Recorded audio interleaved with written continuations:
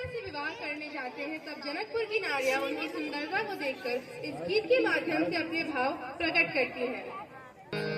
आजू मिथिला नगरिया निहाल सरिया, आजू मिथिला नगरिया निहाल सरिया, अरे निहाल सरिया, अरे निहाल सरिया, चारों दुल्हा में बड़ेगा कमाल सरिया, चारों दुल्हा में बड़ेगा कमाल सरिया।